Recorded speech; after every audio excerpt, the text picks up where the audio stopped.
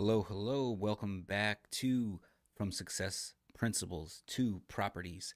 My name is Mike DelPrete, Executive Director of the Arizona Real Estate Investing Association, and this is the time where I review the book Success Principles, written by Jack Canfield.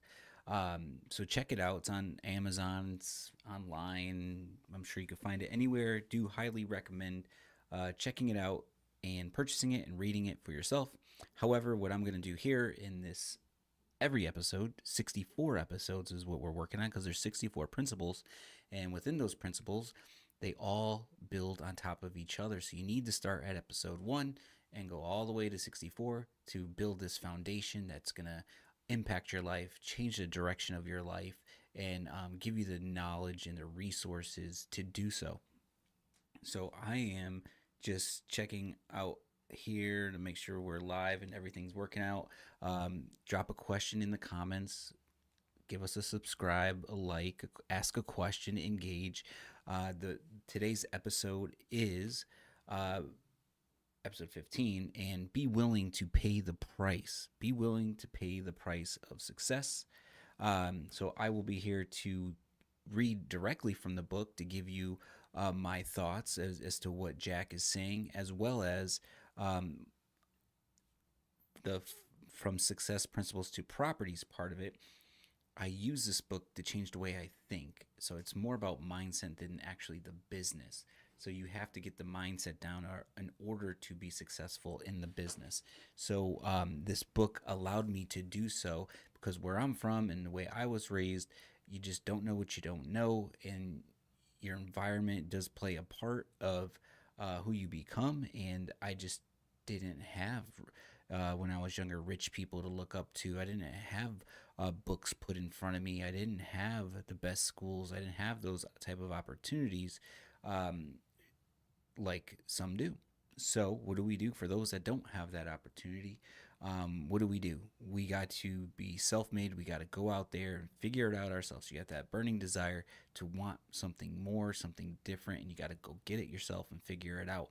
So I want to share, so and I'm in my job is to, since I feel like I pinch myself every day, I want to be able to let others know that are in similar situation that you can do the same. But you got to put in some effort and some work and want to actually change. And I'm going to share the resources that help me do that. So hopefully it'll help the next person, help that person, help their family, and I'll have a good day. So drop a question. All right, even if you watch the replay, you go back to episode 1 through 15, you leave me a question, comment, would appreciate it. So I'll jump in, right? Like we always start off with the quote. If people knew how hard I had to work to gain my mastery, it wouldn't seem wonderful at all.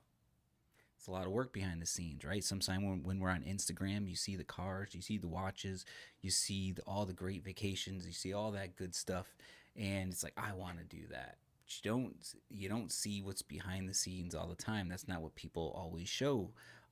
They don't show the hard work, the ups, the downs, the failures, the bruises, the bumps, the losses, the scams, all that stuff, right? So how can we share some of that with you?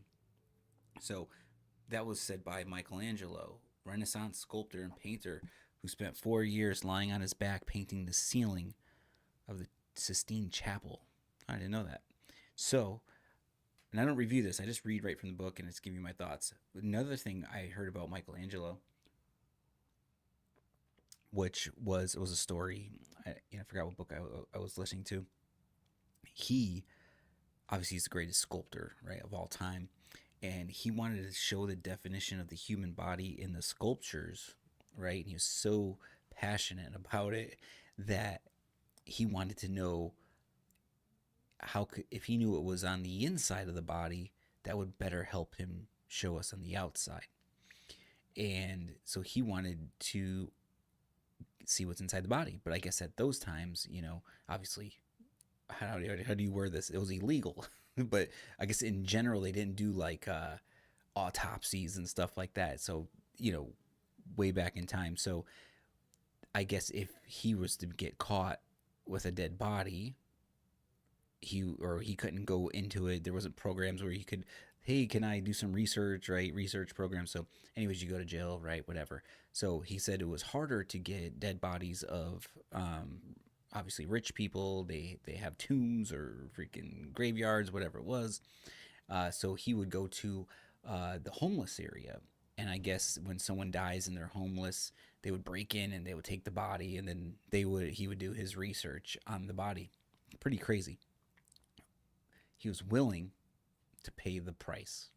He was willing to pay the price and take that risk of going to jail just to make his sculpture better, right? So we don't have to go that far, but you get the idea. Behind every great achievement is a story of education, training, practice, discipline, sacrifice. You have to be willing to pay the price. Maybe the price is pursuing one single activity while putting everything else in your life on hold. Maybe it's investing all your own personal wealth or savings. Maybe it's the willingness to walk away from the safety of your current situation. But though many things are typically required to reach successful outcome, the willingness to do what's required adds the extra dimension to the mix that helps you preserve in the face persevere in the face of overwhelming challenges, setbacks, pain, and personal injury. Pain is only temporary. The benefits last forever. So then they start, in the book, they give a lot of great stories and examples to drive home these topics. But that Michelangelo story, that was mine. It's not in the book. It's not my story, but so when you read the book, and if you want to reference all the stuff and dive deeper on your own, I highly recommend reading some of these. Pain is temporary. Um, Practice, practice, practice. When I played with Michael Jordan on the Olympic team, there was a huge gap between his ability and the ability of the other great players on the team. But what impressed me was that Michael always was the first one on the floor and the last one to leave. So getting into the real estate business, I had that attitude, right? I worked like I always say, I had my 50-hour a week job. I only got paid for 40, and plus drive time and all that stuff. So I had to figure out how to learn this business. I had to put other luxuries or time off or resting or family time to the side to learn the business, to understand what is real estate investing, what is wholesaling, what is fix and flip. I had to expose myself to these strategies and have an understanding of it so I could participate, right? So, and then along with the education portion, I had to apply the education that I was learning, right? And when I first started and I was learning, trying to figure things out, I wasn't good at it. I wasn't good at negotiating. I wasn't good at comping properties. I wasn't good at value estimating repairs, right? But I still had to attempt to do it and try. So I had to be the first one on the floor and the last one off the floor kind of thing in my own life. So how can you be that person? Um, yeah, when I first started, we'd work 8 to 8. Like when I was able to quit my job, and I was like, I can't, I'm never going back. You're excited, but you're scared, and you're just like, you do whatever it takes. You just start sacrificing a little much to get ahead. Um, but practice makes perfect, right? That's a good one. Um, you got to be even these videos, right? I'm like, hey, we need to help more people uh, get the right mindset to get into real estate investing. So once they start investing, they're thinking properly and they're making the right decisions and they're sticking with it, because real estate investing is a long game. It's not a get rich quick game. So although there are times where you do and can make lumps of cash, uh, but it's not something you should bank on, right? So it's a long game. So how do I get? I never go. I've done lives, right? So how do we get out there, right? We got to put the information out there. I got to talk, and I got to educate. So if you go to episode 1 and go to now, I'd like to know what you think. I can only imagine you see a difference in my maybe confidence in talking or going off the top of my head, just reading it and trying to come up with something. I was probably slower, stuttering, um, more time in between words while I'm thinking. I'm still rough around the edges. So, um, but I feel like I got a little better. Hey, so, but it takes practice, right? Um, I want to tell stories. Like, I've always, uh, taught groups of people, um, in front of classes and trained education. And I still, it could always be better, right? But I always wing it. I never, oh, that's actually probably, you know what? I think if when I was looking at this, putting in the, yeah, I'll hold that story. I used to teach a lot. I still do. All right, but practice. Let's stick with practice. Let's see what kind of story he has. So practice, practice, practice. You got to do whatever you got to do to practice and get better. So applying what you learn, reading and educating yourself is key. My son always played basketball, and the club team that he was on, um, they were all about skill training. They wanted him. They practiced like, man, it was like 3 times a week, 2 hours every time, and he was doing it since he was like 4, like all the time basketball. But the coach really embedded in them, get it, if we practice every play, every shot, and every drill and every skill constantly over and over, when it comes time in the game, you're just going to automatically do it. You're going to make the shot, you're going to make the play, because it's just second nature. You just know it like the back of your hand. So that's another part of practicing. Olympic athletes pay the price. I learned that the only way you're going to get anywhere in life is to work hard at it. Whether you're a musician, a writer, athlete, businessman, there's no getting around it. If you do, you'll win. If you don't, you won't. Bruce Jenner, Olympic gold medalist in decathlon. Actually, Caitlyn Jenner.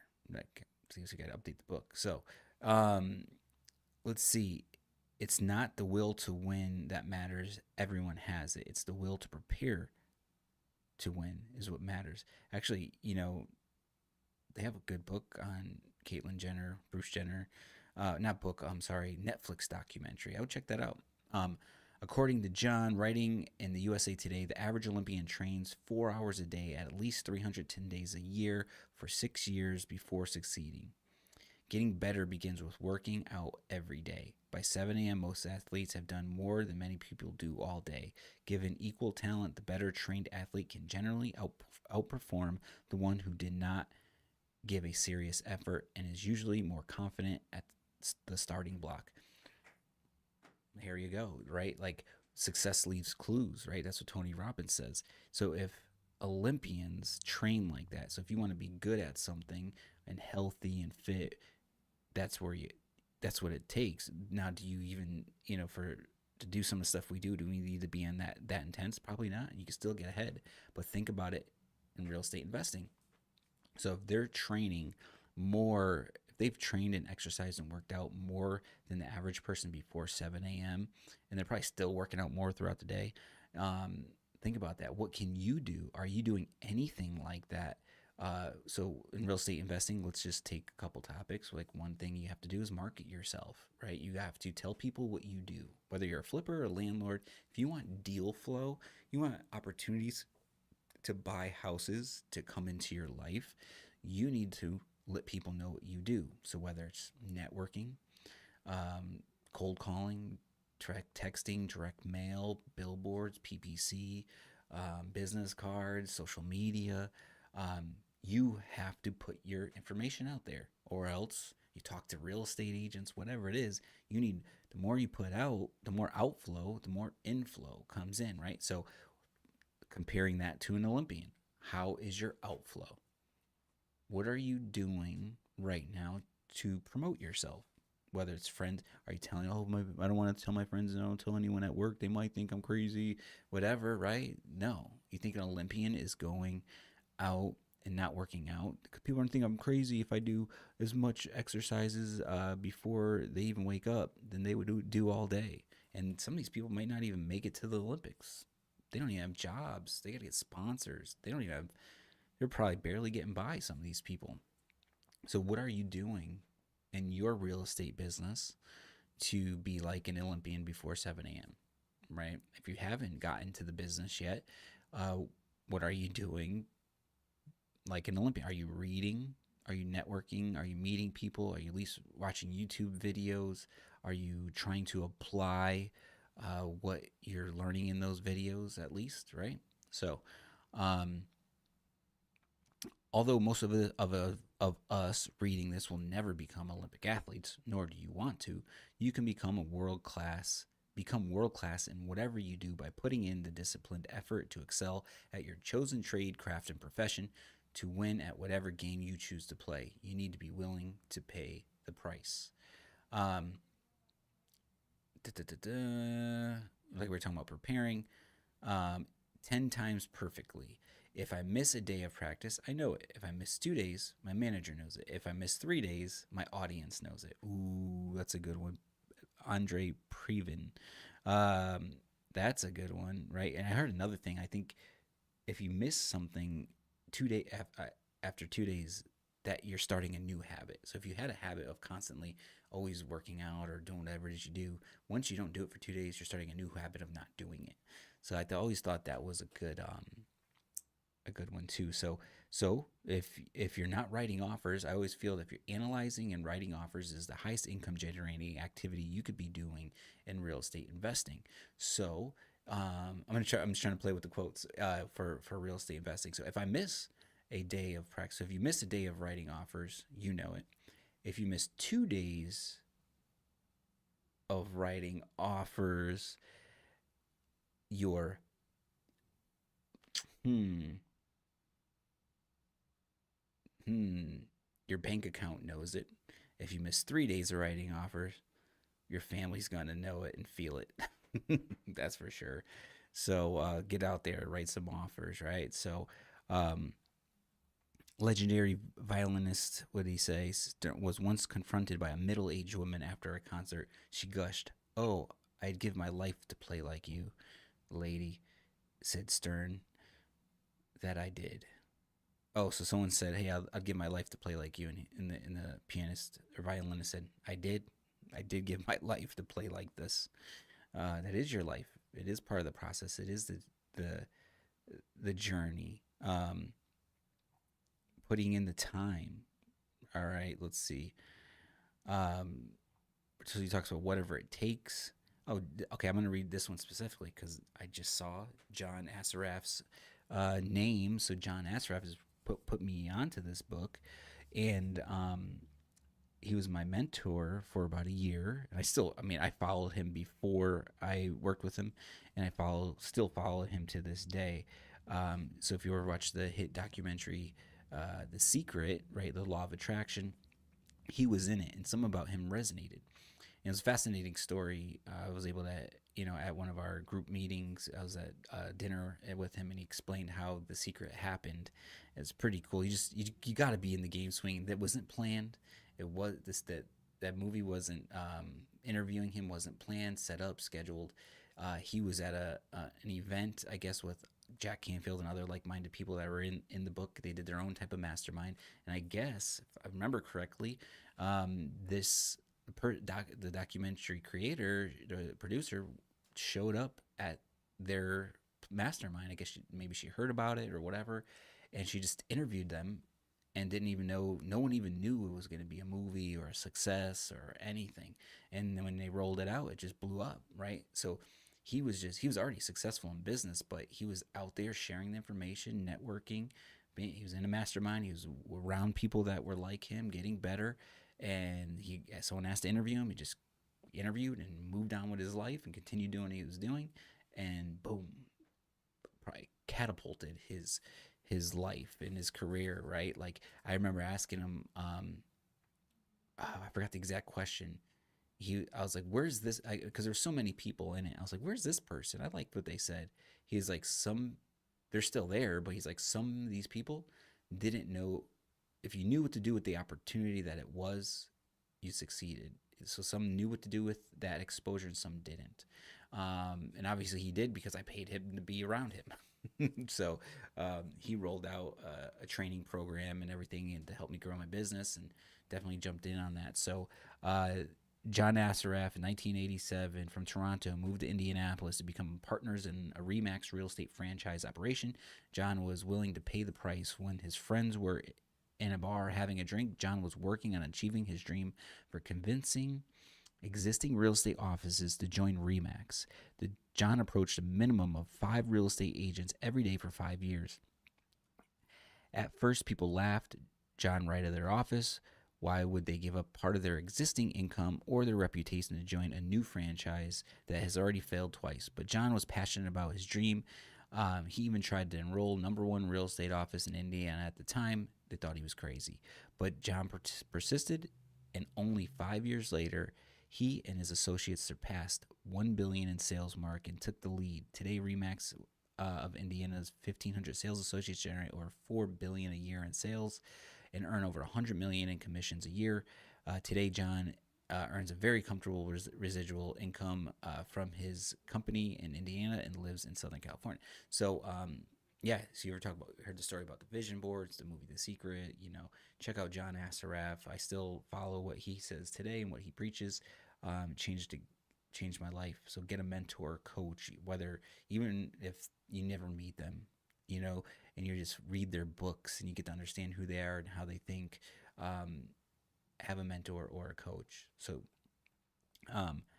what happens there, right? So putting in the time. So here's something when I was going back to earlier when I was saying, when I was talking about I teach, right? So I do presentations on training classes within real estate investing, from new people to experienced, right? Then this morning I had the opportunity to be a panelist at the IMN Single Family Forum conference. So it's one of the biggest ones in the nation, and it's just like I had the opportunity to be there, but I always wing it. I think it's kind of like I don't prepare, right? I like Gary Vaynerchuk, right? And he just seems like the type of guy that just goes off the cuff, just know he's in the business, he knows what he's doing, he just goes at it. I thought I heard something. He says he doesn't like create speeches and prepare, but John Assaraf, he prepares. So he would say he would spend before like a 45-minute presentation, because he's delivering a message, he's impacting lives, he's teaching people, he needs it to resonate. And then if it's a sales situation, he wants them to buy. So you don't wing that, right? So he told me he would map out his whole presentation when it takes time and practice. He remember he had a 45-minute presentation, sales presentation with a certain structure, right, in order to drive home the process or the point.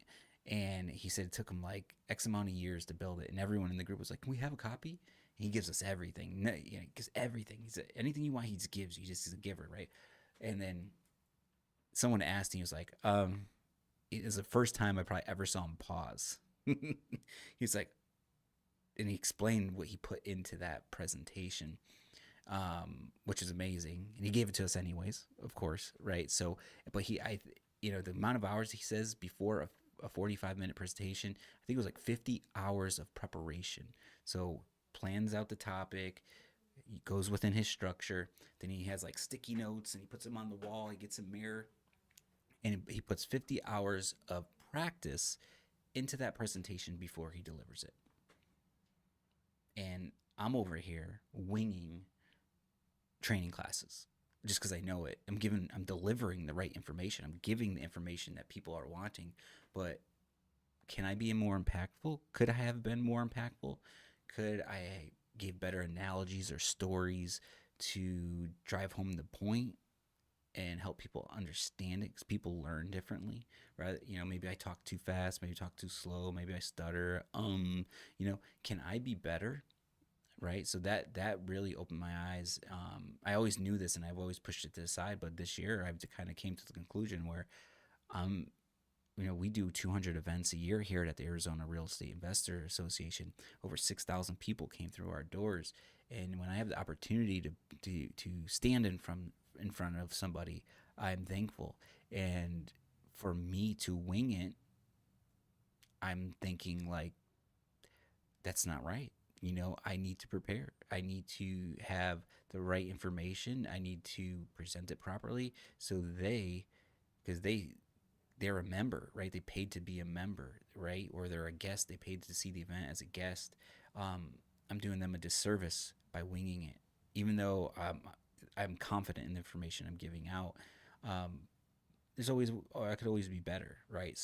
Um, so I am practicing a lot more and preparing more. So more to come, and hopefully by the episode 64, I'm I'm killing it. All right. So, what does that all lead up to? Right, preparation. Um, as we say, the topic of this is be willing to pay the price. You're paying the price. You're putting in the work.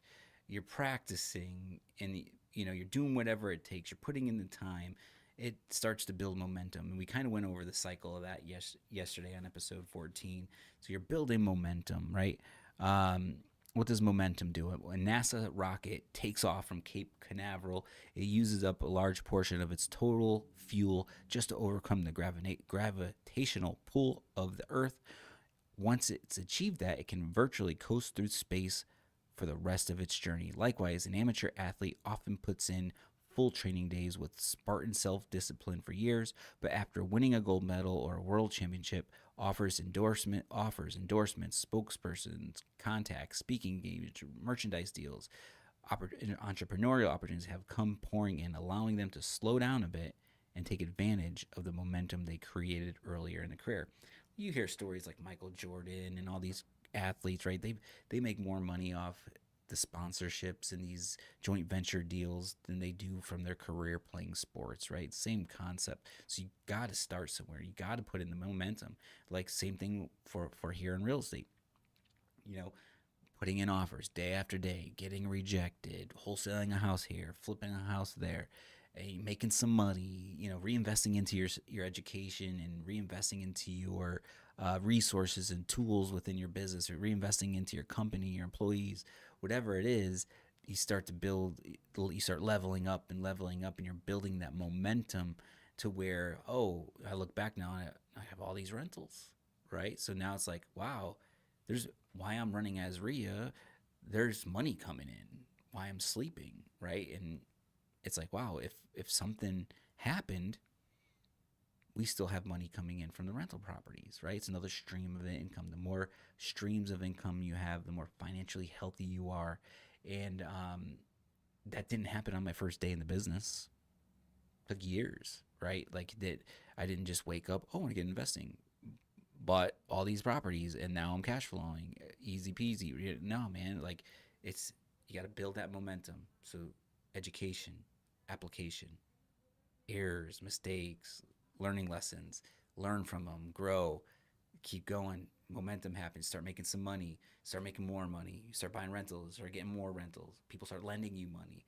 Once they start seeing all the stuff that you're doing, because you're just putting yourself out there and you're doing good business and you have a good word, good name out there in the community, people start saying, "Hey, I got money. What can I do with it?" And they start lending you money to do more deals, right? So, but it all starts somewhere, right? So get that all leads to momentum. Um, Going through the awkward stage. Business consultant Marshall, anything worth doing well is worth doing badly in the beginning. Remember, when you first learned to drive a car, ride a bicycle, play an instrument, play a sport, you understood in advance that it was going to be awkward at first. You assumed that awkwardness was just part of the required was required to learn the new skill that you wanted. Um, so yes, it's going to be feel weird, like we've been saying. So find out the price you have to pay.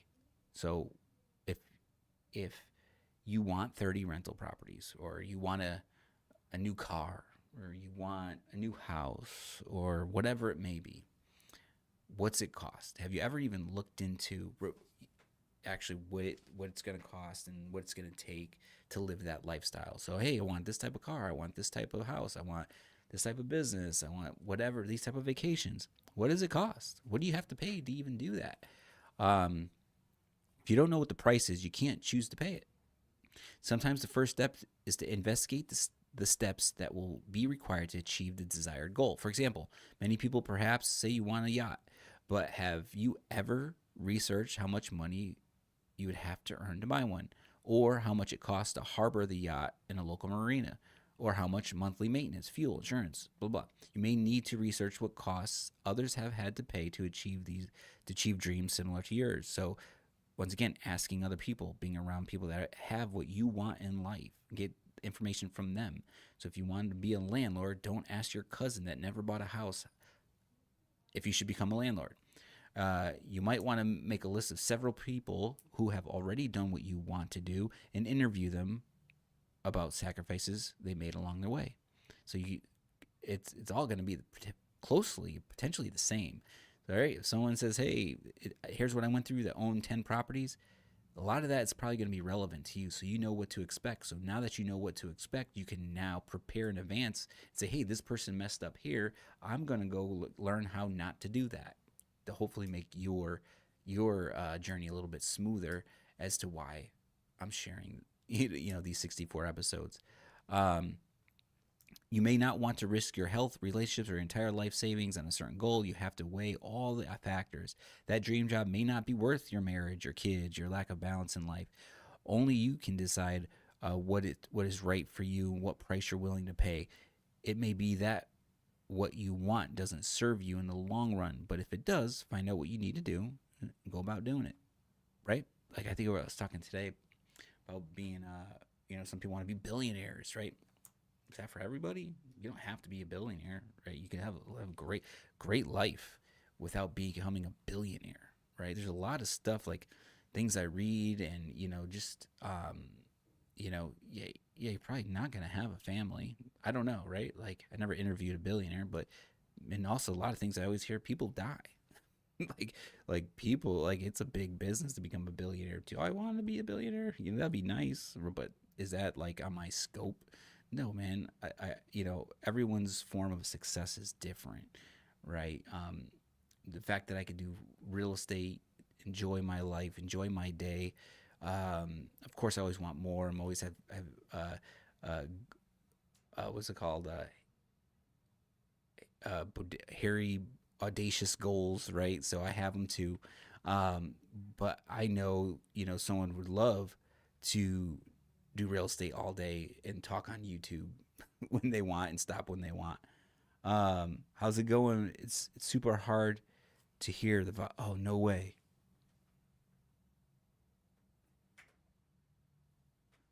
Oh man. Let me see. Check, check.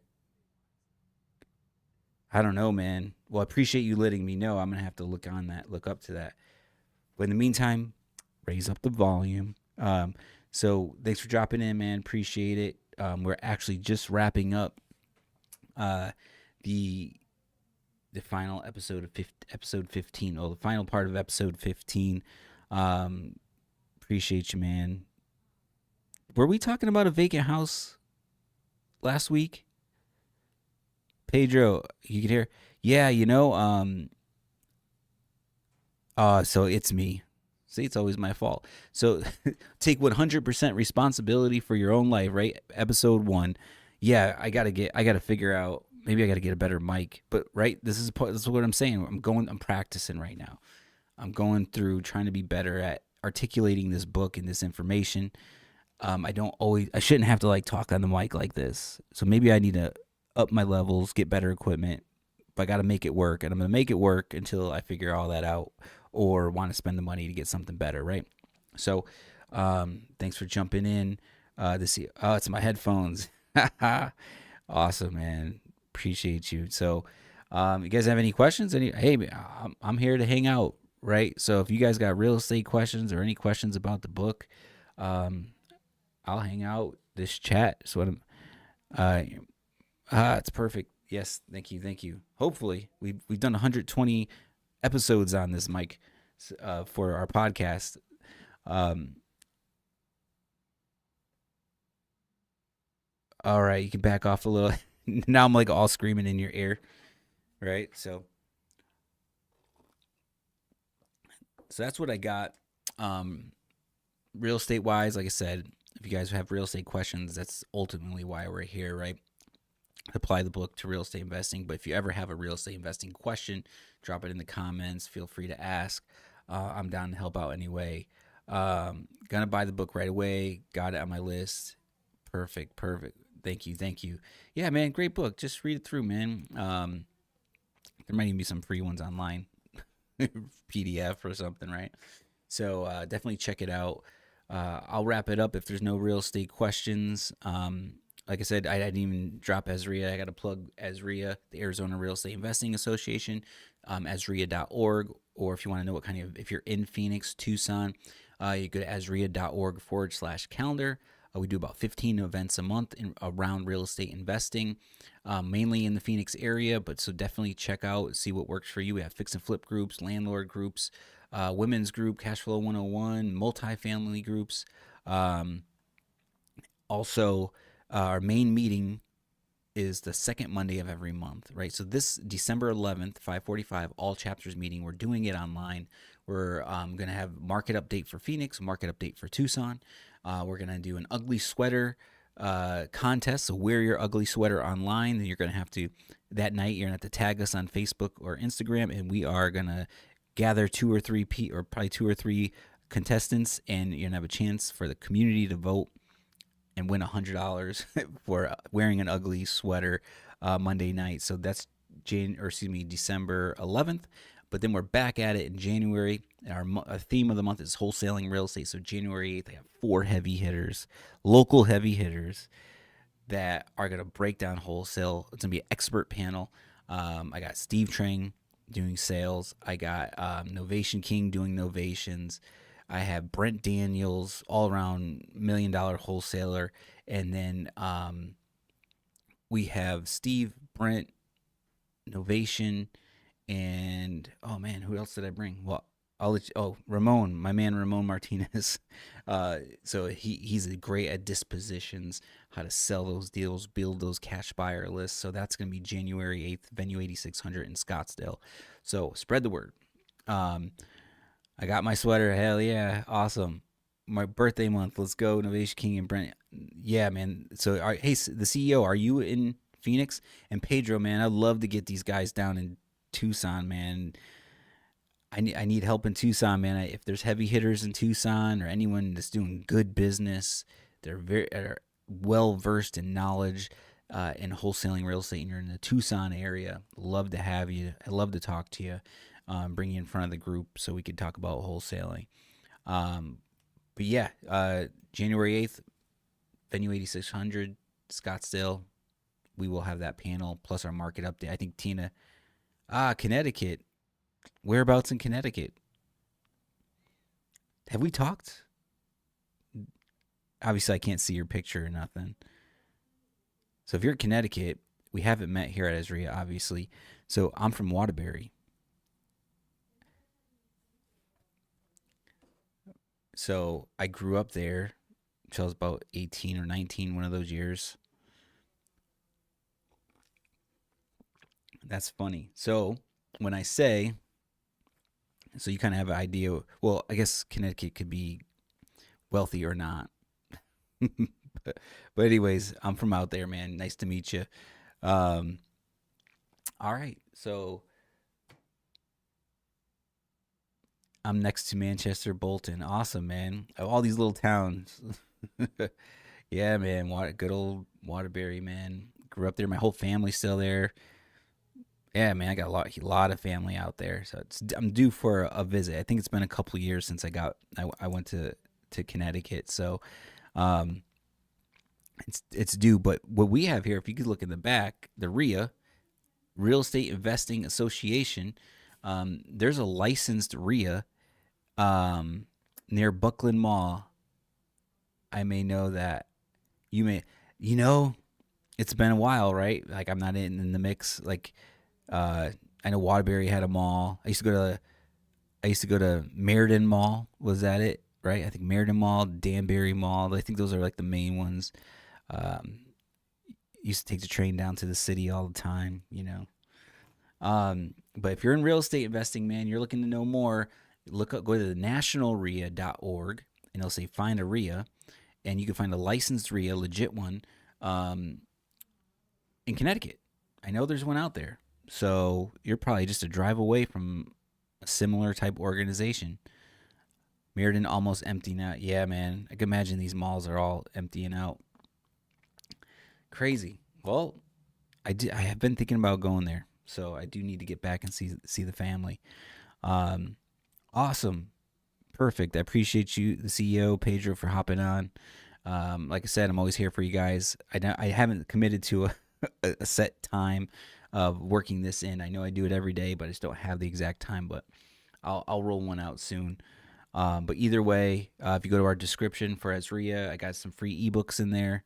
Um, yeah, definitely, man. Let me write it in here. I have another account set up here, but go to